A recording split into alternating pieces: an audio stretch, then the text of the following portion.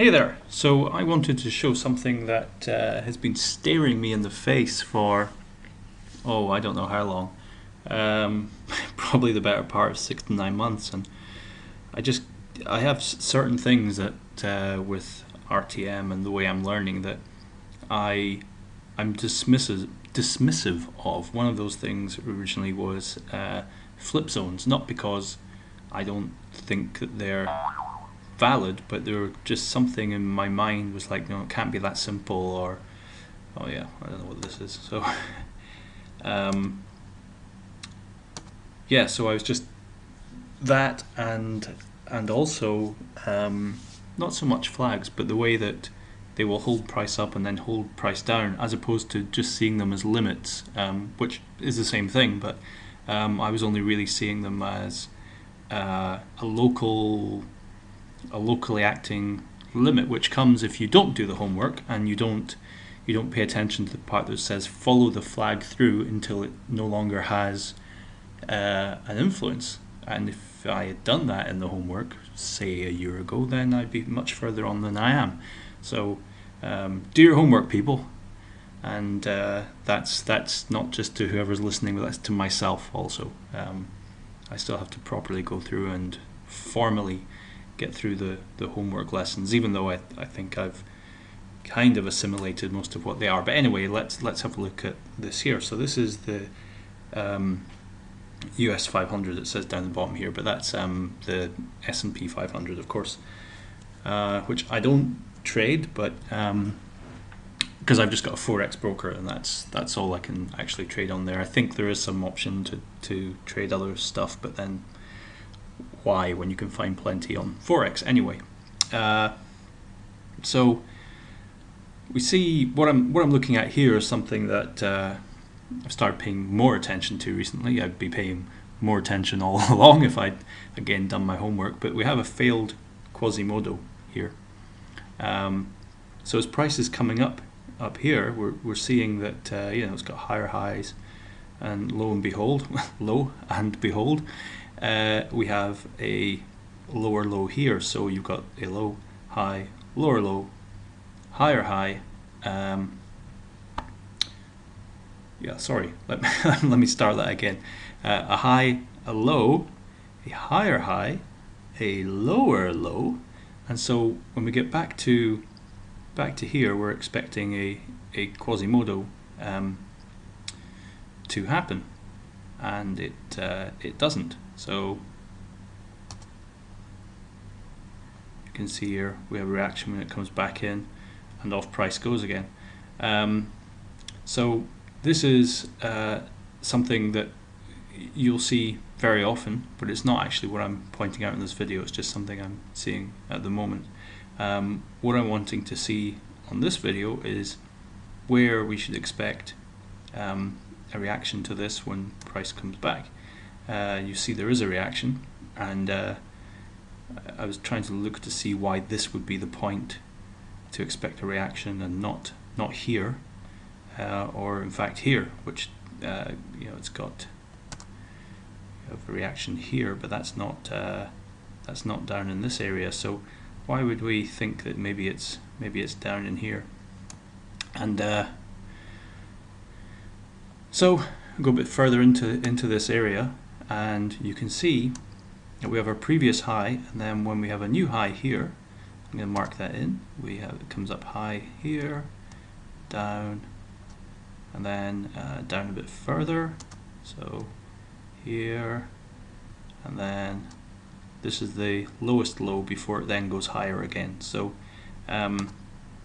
this is where I would mark in I'm going to change the time frame just quickly because the market's closed, and I'll put my box in. So there you go. So this area should hold price up, but it doesn't.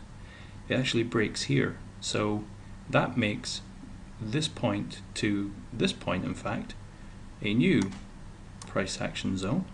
See here, there to there, and that should hold price. Where were we? Should hold it up, and this should hold it down, up. So we're up again. So this should hold it up, but it doesn't. It breaks here. I hope I've got that the right way around. So it breaks here, and that means that this should hold price down, which it does until this point. Then off it goes upwards. So from here, off it goes upwards. This is the forgotten little area here. So this area, when this is broken here, when this is broken to the downside, which actually happens here. Sorry, this is new to me, so I might miss parts or get myself a bit confused. So this breaks to the downside, making this new area, which is then broken here to the upside. So, and this is when you see, I think when you see ifs boxes and you can't quite figure out why he's done them that way, this is possibly what you're looking at. So now we have this where it breaks up and down, and it takes off, and it's actually from this point that it takes off. So just ignore my previous one up there. As I say, I'm getting this clear in my head too. So I know I can go down to the hourly in here. I know I can't go any lower because I've already tried with my data.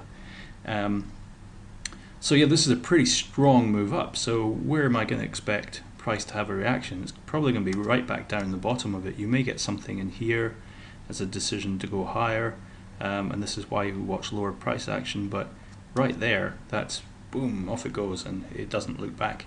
And so that makes this a very important point. Not only is it where price should have been held, should be held up by this, and it's also the very last area, the last chance of price to remain high. So off it goes, and it does go higher. I mean, that's very bullish, and you see when it comes back to this point, that's the reaction we get. And we can go down onto the 1 hour, down to the 30-minute here. I think might be able to get to the 15-minute. Yeah, I'm not going to chance going lower. And you can see what happens when it comes down here. Get this. We do get compression. The compression's taking out there, so there's some compression here. You could play this in a lower time frame, I'm sure. And then you have an engulf here. So you want to look for an entry back at the source of this engulf. So we have this coming down, 1, 2, big drive down there that's actually compressed. Off price goes. So this compression tells you that they're keen to ensure that price does make a new high. Well, we know they're keen when it actually happens. And then an entry back in here, and off it goes. Off it goes off into space, let's say. So I'll try and go further down. Okay, I've got the M5 here as well. So here you see the compression. I don't think I'll get down to the 1. So here you see the compression as it comes down, and if you wanted to be more conservative with your entry, it comes into the compression here and then back down to, well, would you catch it? Yeah, maybe. If you're thinking this is really going to be a strong move, you have to be quick to get in, and maybe be a bit more conservative and less aggressive with your entry. I mean, the aggressive entry is just taking a touch right here, or even seeing when this pins off. Let's see if we've got the 1 minute. Oh, we do. Awesome. So look at that. Low, high, lower, low, higher, high. Comes back down, tests it there, and off it goes. And I'm going to just put a line on here at the very bottom of this to see if this lines up with anything. So the very bottom is 1812.75. 1812.75. Okay, now I haven't done this previously, so I don't know if we're going to see anything here. Let's go back to the 4 hour.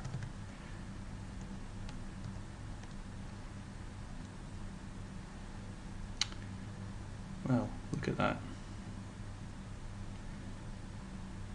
Right here. So it is right into this point here. So low, high, lower, low. Well, it's gone higher here, so it's not actually a QM level there. Oh, yeah. So I don't know if it relates to this or something else there, but it's certainly, you see here, that's a flip zone anyway that it's reacting to, which may have something actually further over to the left. Well, it's kind of flipped around there as well. Oh yeah, definitely a significant level.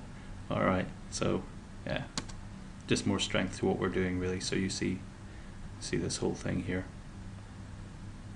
Yeah, that's the same level here. So here is completely up, hold it down, hold it down, hold it up. Yeah, you get the idea. So look for the same thing up here, see if it repeats. All right, that's enough, I think.